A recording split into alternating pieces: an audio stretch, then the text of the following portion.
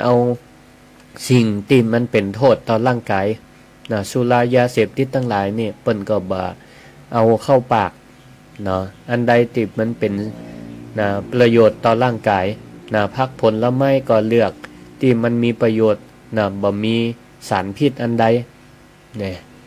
อันนี้แหละศรัทธาญาติโยมทั้งหลายเนาะถ้านะร่างกายสุขภาพดีจิตใจดีจิตใจมันก็จะหลั่งเป็นห้องว่าสารเอนโดฟินสารเอนโดฟินนี่มันเป็นสารแห่งความสุขนะสารตัวนี้แหละคือยาอายุวัฒนะเนาะมันก็จะออกมาหล่อเลี้ยงเซลล์ต่างๆทำให้ตาดีหูดีนะร่างกายบาดเจ็บไข้ได้ป่วยนะนี่ศรัทธาญาติโยมท่านสาธุชนทั้งหลายเนี่ยนะนอกจากเราจะสร้างเป้าหมายนะชีวิตและการทำบุญแล้วนะเคล็ดลับแห่งสำคัญแห่งข้อหนึ่งก็คือการได้หู้จักปล่อยวางนะการหู้จักปล่อยวางก็มีนิทานเซนสั้นๆนะมาเล่าให้ฟังอาจารย์เซนท่านหนึ่งเปิ้นก็ได้เอาน้ำใส่แก้วนะแล้วก็ยกแก้วน้ำนี้ขึ้นมาแล้วก็ถามบรรดาลูกศิษย์ลูกหาทั้งหลายนะถามลูกศิษย์ลูกหาทั้งหลายว่าพวกเธอทั้งหลายพวกเธอคิดว่าน้ำในแก้วนี้มันมีน้ำหนักเท่าใดลูกศิษย์ทั้งหลายก็ปากันแย่งตอบนะไปต่างๆนานาพ่องก็ว่าบางคนก็บอกว่าน้ำหนักประมาณ1 ขีดพ่อง2 ขีดพ่อง3 ขีดพ่องนะพ่องก็ว่าเป็นเกิงกิโลพ่องอาจารย์ฟังคำตอบแล้วก็ยิ้มด้วยความเมตตาแล้วก็ตอบไปว่าลูกศิษย์ทั้งหลายน้ำหนักที่แท้จริงของน้ำแก้วนี้มันบ่ได้สำคัญต่อใดแต่สิ่งสำคัญที่สุดมันขึ้นอยู่ที่ว่าเราเนี่ยถือได้กำแก้วน้ำนี่เมินแค่ไหนเมินเท่าใดถ้าสมมติว่าอาจารย์กำแก้วน้ำนี้ถือไว้ประมาณ1 นาทีความรู้สึกนักนี่ก็อาจจะบ่ค่อยมีต่อใดเนาะศรัทธาญาติโยมทั้งหลายลองกำแก้วเนอะถ้ากำบ่เมินมันก็อาจจะสบายเนาะมานักต่อใดแต่ถ้ายกแก้วกำแก้วไว้เมินประมาณ1 ชั่วโมงเลยไปแล้วนี่ร่างกายเฮาก็อาจจะมีผลนะแขนก็อาจจะเริ่มนะล้าลงนะมืออาจจะชานิ้วอาจจะล็อกได้เพราะกำอยู่อย่างเดิมนะแต่ถ้าเมินไปแหมก็อาจจะเป็นตะคริวได้นะเพราะน้ำนะเพราะน้ำปริมาณน้ำนี่มันก็อยู่ที่เดิมน้ำหนักก็เท่าเดิมไม่ได้เพิ่มมาอย่างศรัทธาญาติโยมทั้งหลายนิทานเรื่องนี้สอนให้เฮาได้หันว่าความโกรธนะความโกรธความเกลียดทั้งหลายความอิจฉาริษยาความตุกข์หรือแม้แต่ความน้อยอกหมองใจเฮือกับลูกเต้าเหล่าหลานมันก็เปรียบเหมือนน้ำในแก้วเนี่ยนะในชีวิตประจำวันไผมาด่าเฮาไผมาทำอะไรอย่างที่มันบ่ถูกใจเฮาถ้าเฮาไปเก็บมากึดนะกำเดียวนะกึดได้เพราะเฮาเป็นปุถุชนเนาะมันแวบขึ้นมาในจิตในใจแต่เฮาก็รีบปล่อยมันไปปล่อยอารมณ์เนี่ยจะไปให้มันอารมณ์มันข้างมืนมันก็บ่ได้นักอะไรอย่างแต่ถ้าเฮาเก็บนะอารมณ์ต่างๆเก็บเอามาโคดเก็บเอามากึดเอามานักอกนักใจข้ามวันข้ามคืนข้ามปีปะหน้ากันมาได้ก็คุดเรื่องเก่าๆนึกถึงเรื่องเก่าๆนะที่เคยได้พิษได้เถียงได้ด่ากันเอามากึดมันก็โคดแฮมมันก็เปรียบเหมือนกับเฮาเนี่ยกำแก้วน้ำแห่งความเครียดนะแห่งความเครียดความโกรธเอาไว้อยู่ตลอดเวลาเหมือนยอมวางนะมันก่อนนักมันก่อนนักความนักก็คือความทุกข์ผลสุดท้ายคืออย่าง นะก็แพ็กเกจมาละเนาะ อมตุกไว้เหมือนกับแพ็กเกจโรคภัยไข้เจ็บต่างๆความดันเบาหวานนะไขมัน3พี่น้องเนี่ยเดี๋ยวตัวมาละนะดีบดีก็เป็นความดันโรคหัวใจห้องพ่องนี่เป็นกึดนักนี่เป็นฮิสโตกก็มีเนาะเป็นอัมพฤกษ์ก็มีนะนอนบัดลับนะความดันขึ้นนะไปปอส่งผลกระทบให้เฮานี่อายุสั้นลงพระพุทธเจ้าเปิ้นก็ตัดคำสอนไว้อยู่คำหนึ่งว่าโกทังคตวาสุขังเสตินะแปลว่าอย่างแปลว่าไผฆ่าความโกรธได้ย่อมอยู่เป็นสุขนะแบกความโกรธก็เหมือนกับเฮานี่กำทานฮ้อนๆเอาไว้อยู่ในมือหวังว่าเฮาจะขว้างทานนะไปหาคนอื่นนะจะขว้างทานฮ้อนไปหาคนอื่นแต่ถามเตอะว่าคนตีฮ้อนมือคนแรกคือไผ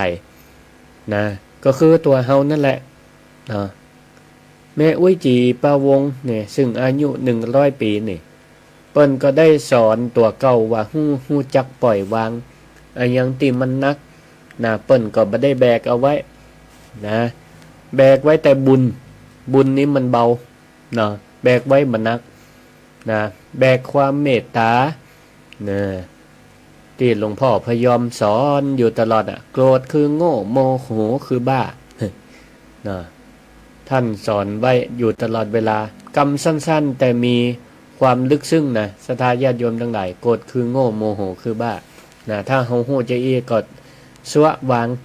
นะสวะวางเหมือนกับเฮานั่นได้ปล่อยมือจากแก้วน้ำที่เฮากำไว้เหมือนได้ความรู้สึกก็จะเบาสบายละกำนี้เนาะเบาสบายละชีวิตของคนเฮานั่นเป็นว่าเปรียบเหมือนการเดินทางของดวงอาทิตย์วัยละอ่อนนะก็เปรียบเหมือนดวงอาทิตย์ที่กำลังขึ้นขอบฟ้าเหมือนกับตอนนี้นะก็ใกล้เวลาจะ6 โมงละนะก็ใกล้เวลานะที่ดวงอาทิตย์เปิ้นก็กำลังขึ้นเหมือนกับเฮาเป็นวัยละอ่อนรุ่งอรุณแสงอ่อนๆกำลังเบิกบานกำลังสดใสนะวัยหนุ่มสาววัยทำงานก็เปรียบเหมือนพระอาทิตย์ที่ขึ้นเที่ยงวันสว่างไสวนะร้อนแรงนะเกิดการแข่งขันนะในการทำงานนะกำลังมีไฟอยู่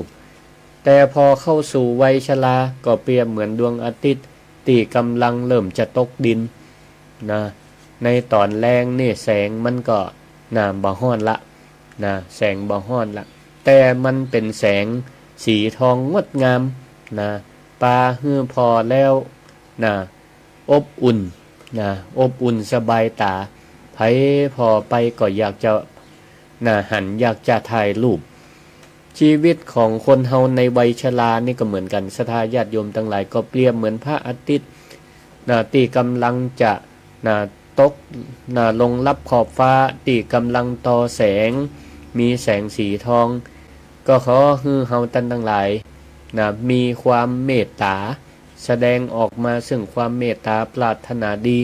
สร้างความเมตตาสร้างความอบอุ่นให้กับลูกกับหลานเป็นผู้ที่เปิ้นได้เรียกว่าชราอย่างมีคุณค่าและลาลับไปอย่างสง่างามในวันพรุ่งนี้เราท่านทั้งหลายเมื่อตื่นเจ้าขึ้นมาก็ลองฝึกพอเริ่มตั้งแต่วันนี้เป็นต้นไปก็ได้มีความสุขความสดใสแผ่รัศมีแห่งความเมตตาออกไปแผ่รัศมีแห่งความเมตตาออกไปให้กับคนใกล้ตัวก่อนแผ่เมตตาให้กับตัวเก่าก่อนเป็นสิ่งที่ควรทำที่ดีที่สุดเสร็จแล้วก็แผ่เมตตาความปรารถนาดีต่อลูกหลานตันเต้าคนในบ้านในจองความเมตตามีนักแผ่ไปหาคนในหมู่บ้านเดียวกันในสังคมเดียวกันนี่สิ่งใดก็ตามที่เฮาได้รับเข้ามามันเป็นเรื่องลบเรื่องหยังเฮาก็ปล่อยผ่านปล่อยวางมันไปพ่อง ยิ่งถ้ามันบ่เกี่ยวกับเฮาเนี่ยนะก็บ่ต้องเอาไปแบกให้มันหนักแต่ถ้ามันเกี่ยวข้องกับเฮาก็ใจรักของพระพุทธเจ้าในการคิดวิเคราะห์ถึงสาเหตุสิ่งที่มันกระทบขึ้นมาน่ะมันเป็นผลมันเป็นทุกข์เฮาก็วิเคราะห์หาสาเหตุให้มันถ้าสาเหตุรีบแก้ไขรีบแก้ไขตามเหตุตามปัจจัยหรือมันบ่สามารถแก้ไขในวันเดียวได้เฮาก็ก่อยประคับประคองไปแต่ใจอย่าได้ตกเหมือนกับนักมวยนี่กาดอย่าตกเฮาก็ต้องมีสติในการรับรู้ต่างๆนี่เปิ้นว่าอยากอายุยืนยาวเฮือก้าวพร้อมบุญอยากมีใจเป็นทุนต้องเกื้อหนุนเบิกบานโกรธไผก็เฮือรีบวางอย่าเฮือมันข้างเมินนานชราอย่างเป็นตำนานลาลับไปก็เฮือสง่างามศรัทธาญาติโยมตั้งหลายความสุขที่แท้จริงบ่ได้อยู่ที่ว่าเฮามีเงินล้นฟ้าแต่อยู่ที่ว่าจิตใจที่ฮู้จักปอและฮู้จักฮือสุขโขปุญญัสสะอุจจโยการสร้างสมบุญนำความสุขมาฮือเอาละท้ายที่สุดในการบรรยายธรรมในภาคเจ้านี้อาตมาภาพพ่อครูสิริธรรมบัณฑิตมาพบมาปะในรายการธรรมะยามเช้าก็ขออ้างเอาคุณพระศรีรัตนตรัยคุณพระพุทธคุณพระธรรมคุณพระสงฆ์และบุญกุศลใดที่